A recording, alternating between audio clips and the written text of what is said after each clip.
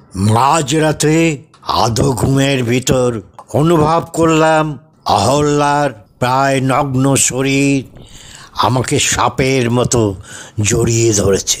আমার সম্বিত ফিরতেই আমি বললাম, অহল্যা, এটা কি করছো? অহল্যা বলল, তুই আমার মরদ আছিস। আজ আমাদের বিহারে ফুলশয্যা হবে নাই, তোর জন্যে আমি কতদিন অপেক্ষা করে আছি। এই শরীরটা আমি কাউকে দিইনি। এই শরীরটা গঙ্গা জলের মতো পবিত্র আছে রে বটে। আমি ওর শক্ত দুটো স্তন আমার বুকের উপর চেপে বসে আছে। অনুভব করলাম ভালোই লাগছে এক সুডোল স্তনের স্পর্শ। ধীরে ধীরে কামনার হিংস্র নেকড়ে জেগে উঠছে। ও আমার ঠোঁটে, মুখে, গালের ভিতর জিভে আদর করে চলেছে। গল্পটা শুরু করা যাক গোড়া থেকে। তার আগে আমি বলছি, আমি আপনাদের সুজয়। আমার ইউটিউব চ্যানেলের নাম সুজয় দে। আমার ভিডিও যদি আপনাদের ভালো লাগে তাহলে লাইক করুন, শেয়ার করুন বন্ধুদের, আর আপনাদের মতামত কমেন্টে জানান। যারা এখনও সাবস্ক্রাইব করেননি তারা লাল সাবস্ক্রিপশান বাটনটা ক্লিক করে দিন এবং নোটিফিকেশান বেলটা বাজিয়ে দিন, যাতে আমার সব ভিডিও আপনাদের কাছে সময় মতো পৌঁছে যায়। গত বছর ফাল্গুন মাসে বাঁকুড়ার শুশুনিয়া পাহাড়ে বেড়াতে গিয়েছিলাম। এটাই আমার প্রথম বাঁকুড়া জেলায় আসা।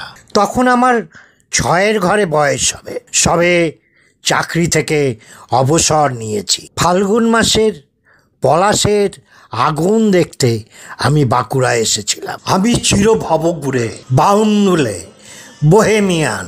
আমার কোনো পিছুটান নেই। আমি বিয়ে থা করিনি জীবনে। আমি ঘুরে বেড়াই আপন আনন্দে। আমি পাহাড়ের কোলে একটা অতিথিশালায় উঠেছিলাম। শুশুনিয়াতে শহরের ব্যস্ততা নেই। গাছের ছায়া বলে, এসো বসো কিছুক্ষণ আমার কাছে। তারা কিসের?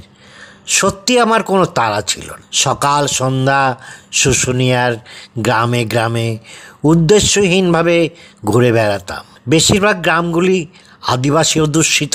খালি গায়ে ছোট ছোট বাচ্চারা রাস্তায় খেলা করে বেড়ায়। চেহারায় অপুষ্টির লক্ষণ স্পষ্ট।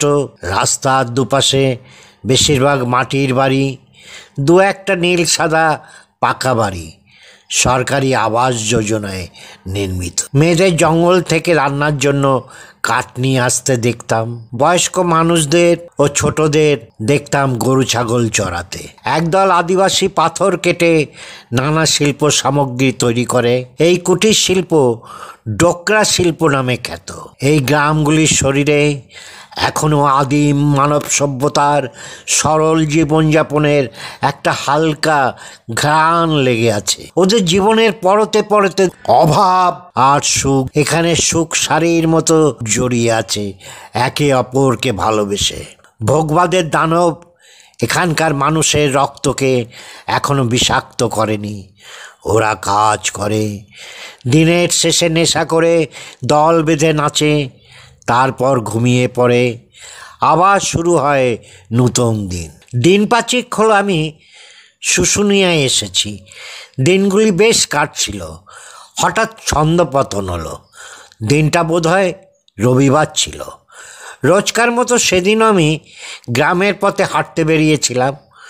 বোধহয় একটু বেশি গ্রামের ভিতর চলে গেছিলাম। হঠাৎ দেখি আকাশের ঈশান কোণে কালো মেঘের ঘনঘটা, চারদিক নিস্তব্ধ, গাছের পাতা স্থির। রাখালরা গরু ছাগল নিয়ে ঘরে ফিরছে ত্রস্ত পায়ে। অভিজ্ঞতায় বুঝলাম দৈত্যের মতো আসছে এক কালবৈশাখী ঝড়।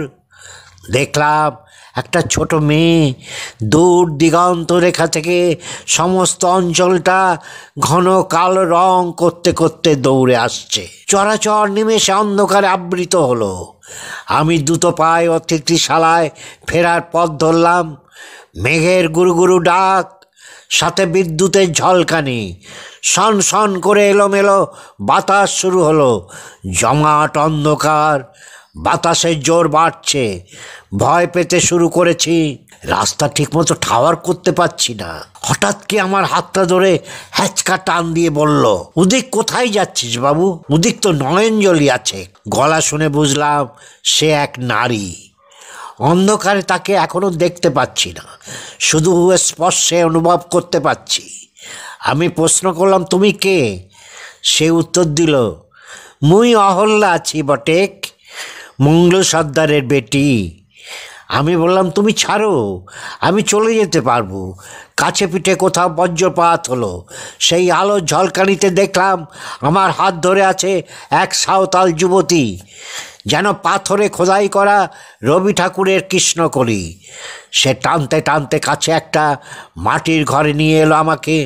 সে বলল, এটা আমার ঘর আছে বটে। ঘরে একটা কুপি জ্বলছে। সেই স্বল্প আলোয় আমার আশ্রয় দাত্রীকে দেখলাম। বয়স 22-23 হবে। খোপায় ফুলের মালা, পরনে পাছা পেরে শাড়ি আর রঙিন ব্লাউজ, হাতে কাচের চুড়ি। সে একটা মাদুর পেতে আমাকে বসতে বলল। মেয়েটি ইতিমধ্যে একটি নতুন গামছা, এক গ্লাস জল ও চা দিয়ে গেছে। ভাবছি, দুর্যোগের রাতে একটা যুবতী মেয়ের ঘরে থাকা ঠিক হবে? মেয়েটি আমার মনের কথা বুঝতে পেরে বলল, বাবু আজ যাওয়া হবেক নাই, তুই আজ ইধার পানে আসবেক আমি জানতাম রে। কতদিন তোর পথ চেয়ে বসে আছি, তুই তো মোর প্রভু রামচন্দ্র আছিস বটেক। আজ অহল্যার সাপ মুক্তি হবেক। মেয়েটি গলায় আঁচল দিয়ে গড় হয়ে আমাকে প্রণাম করলাম। আমি বললাম, অহল্যা, তোমার ভুল হচ্ছে, আমার নাম তথাগত। মেয়েটি হাসতে হাসতে লুটিয়ে পড়ল। মেয়েটি বলল, আমার ভুল হবে কেনে? আমি তো তোর পথ চেয়ে দিন অপেক্ষাতে ছিলাম বটেক।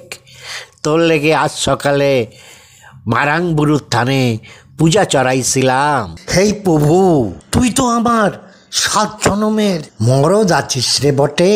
মেয়েটি নিজের কাজে চলে গেল ত্রস্ত পায়। মেয়েটি চলে যাবার পর ভাবছিলাম, অহল্যা কি অপ্রকৃতস্থ? আবার ভাবলাম, ওর কাজকর্মে তো কোনো অসঙ্গতি দেখছি না।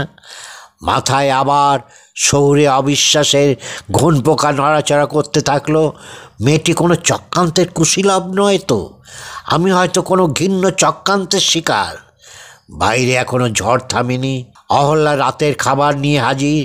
হাসতে হাসতে সে বলল, হে রামচন্দ্র, তোর লিগে বন মুরগি রাজ্যি, ধোয়া ওঠা ভাতের সাথে মাংসের ঝোল, সাথে ওদের ঘরে তৈরি দেশি অমৃত। দুজনে একসাথে খেলাম। ওকে বললাম, তোমার রান্নার হাতটা খুব ভালো, তুমি সুন্দরী, তুমি বিয়ে করনি কেন? আমার কথা শুনে মেয়েটি হো হো করে হেসে গড়িয়ে পড়ল। মেয়েটি আমার কাছে ক্রমশ দুর্বোধ্য হয়ে উঠছে। খাবার পর মেয়েটি আমাকে শুয়ে পড়তে বলল। গায়ে দেবার জন্য একটা চাদর হাতে দিল। ও বলল, বাবু, ঠান্ডা হাওয়া বইছে বটে, আমি গা ধুয়ে কাশছি, তুই ঘুম যা। আমি সিগারেট খেয়ে শুয়ে পড়লাম।